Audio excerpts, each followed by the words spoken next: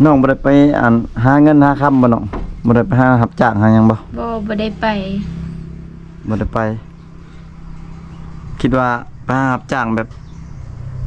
อยู่แถวสวรรค์อยู่ในเวียงยังบ่น้องบ่คิดอยากไปบ่ก็อยากไปอยู่แต่ว่าเฮาคิดฮอดบ้านกำลังว่าคิดสิไปวิทย์สงกรานต์เพราะว่าอยู่บ้านก็บ่มีวิทย์สงกรานต์ว่าสิไปเพราะว่าอยู่บ้านก็บ่มีผัวอืมไปหาเฮ็ดเวียกบางทีได้เจอสายแน่นอยู่พุ่นเนาะเจอผู้บ่าวอยู่พุ่นก็เอาเลยเนาะน้องเนาะเอาอืมแต่ว่าผ่านมานี่น้องยังบ่เคยไปเฮ็ดเวียกอยู่แบบอยู่ไกลเนาะแม่นมีแต่อยู่สวรรค์อยู่สวรรค์น้องเคยไปได้บ่เทื่อนึงไปตอนนั้นน่ะแม่นเนาะแม่น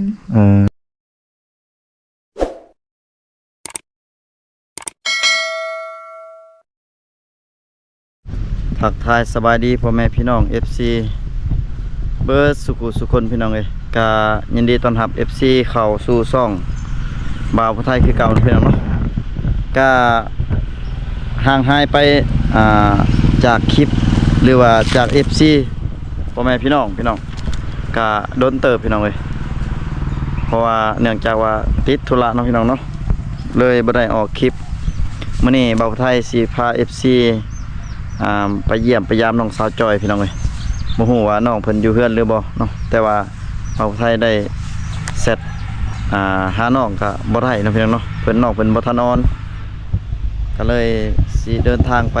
หาน้องเพิ่นอยู่ที่เฮือนของน้องหั่นล่ะพี่น้องเอ้ยเป็นจังได๋ก็ฝาก FC กดติดตามเนาะกดไลค์กดแชร์เพื่อเป็นกำลังใจให้บ่าวไทยได้เฮ็ดคลิปต่อไปเนาะพี่น้องเนาะ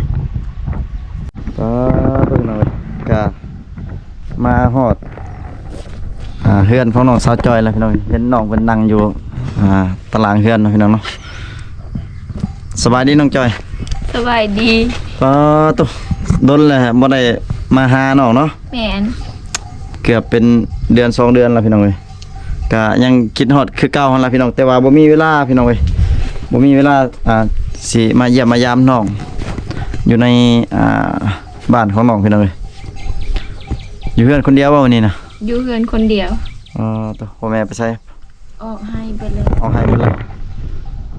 ตัวพี่น้องสาวจอยยังงามคือเก่าเนาะกี่ไรกว่าเก่ายังงามอยู่พี่น้องเลยเป็นจังไดบ่มาหาดนเลยยังโสดอยู่บ่หรือว่าใดหรือว่ามีผู้บ่าวเลยยังบ่มีอยู่ยังบ่มีผู้บ่าว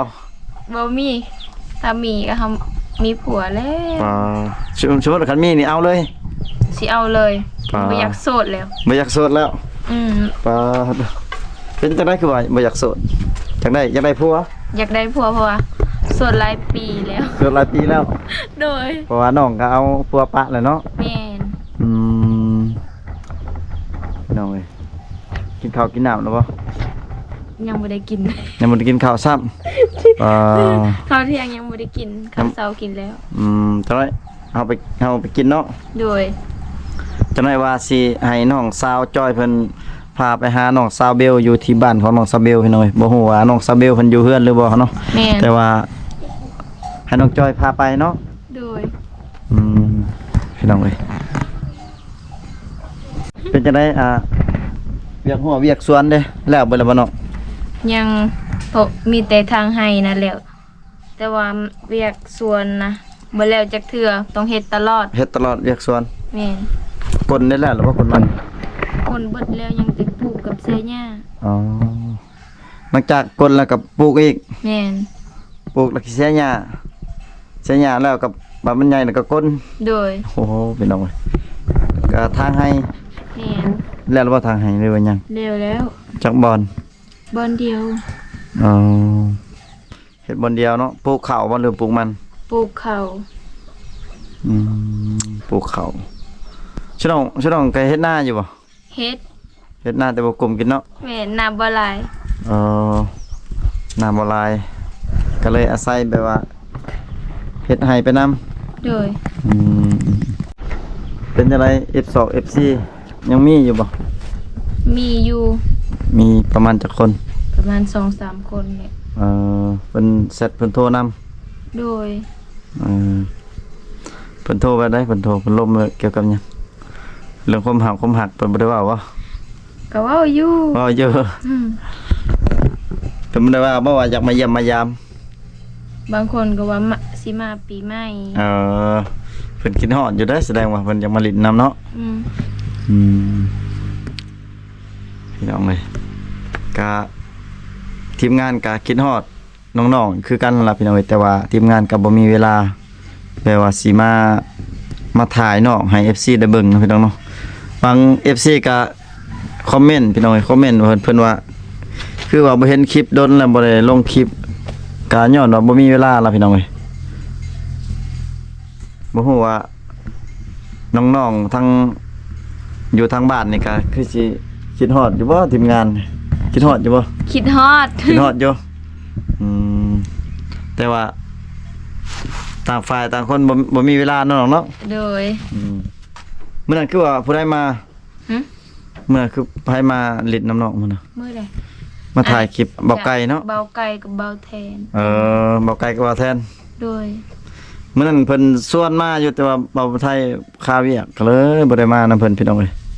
ทีมงานมา2คนอันน่ะน้องบ่ได้ไปเยี่ยมยามน้องสาวอ้อยบ่ บ่ได้ไปเดือนดนเทื่อไป แต่ว่ามื้อนี้น้องสาวมา น้องสาวอ้อยมา ด้วย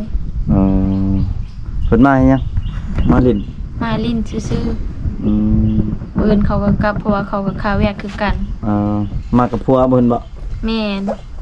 ฮะเพิ่นฮักก็มามื้อนี้ มามื้อนี้ ตอนแรกสิกลับ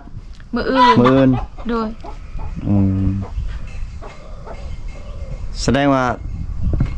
น้องนอนกลางคืนนี่คือนอนคนเดียวได้เนาะ นอนคนเดียว หลังจากน้องสาวอ้อยเอาผัวนี่ก็นอนคนเดียว แม่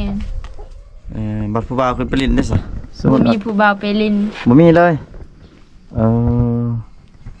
สมมุติว่ามีได้ซะสมมุติว่ามีเขาก็ขึ้นลิ้นอยู่ในห้องเลยเนาะ แม่น แต่บ่ค่อยได้ล่ม บ่ค่อยได้ลมเนาะเพราะว่าน้องเพิ่นยังโสดพี่น้องเอ้ยแต่ว่าถ้ามีผู้บ่าวน่ะขึ้นลมอยู่ในห้องเลยเพิ่นเนาะแม่นเนาะ แม่น สบายได้อพี่น้องเอ้ยถ้าผู้ใดมาก็เพราะว่าน้องเพิ่นนอนคนเดียว สบายบ่มีไผแบบเฮ็ดนะครับพี่น้องเอ้ย นอนคนเดียว หนาวอยู่บ่นอนกลางคืนนอนคนเดียว หนาว หนาว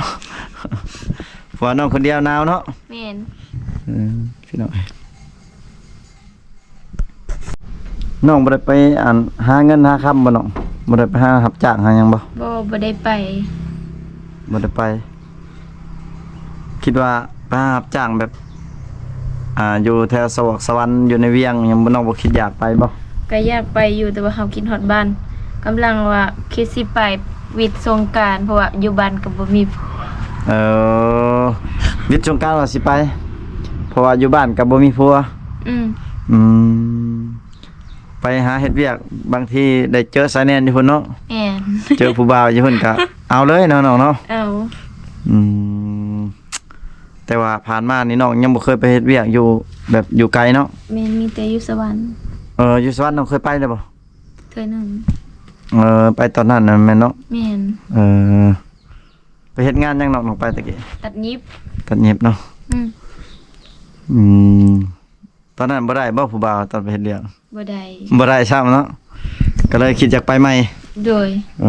พี่น้องเอ้ยไปหาเงินหาคำมาแล้วหลักๆเนาะ แม่นเฮาบ่ได้ไปหาผู้บ่าวแต่ว่าคันทรายแน่นเด้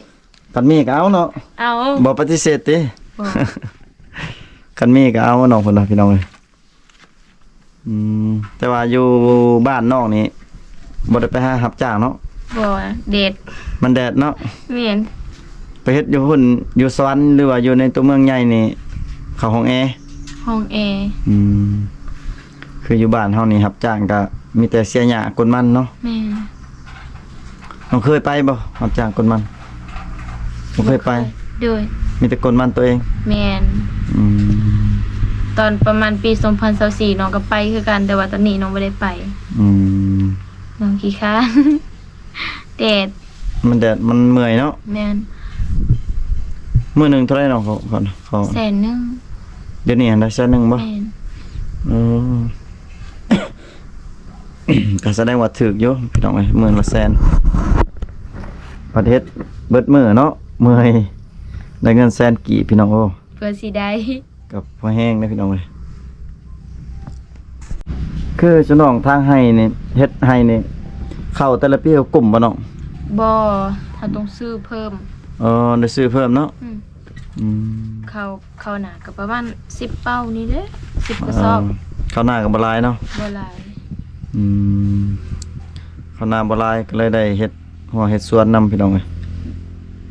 ได้เท่าไรกดมันเป็นนี่ขายมัน บ่ฮู้เพราะว่ารถก็เสียเอ้ยบ่แม่นรถก็เพ รถไทย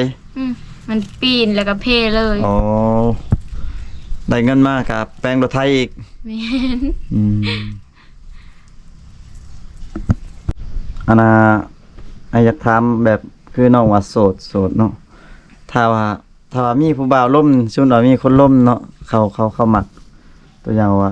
บ่าวลาวบ่าวไทยเนาะเพิ่นมักตัวอย่างว่าเพิ่นยังมาแต่งมาคอนี่ก็พร้อมแต่งอยู่บ่น้อง พร้อม พร้อมแต่งอยู่ ป้าตกแล้ว อิหยังปลาบ่อย่ามันสิเอาขาดองแพงบ่น้อง บ่แพงประมาณ30ประมาณ30ล้าน เด้อ อืมมีงอมีควายพร้อมบ่ มีแล้ว อ๋อ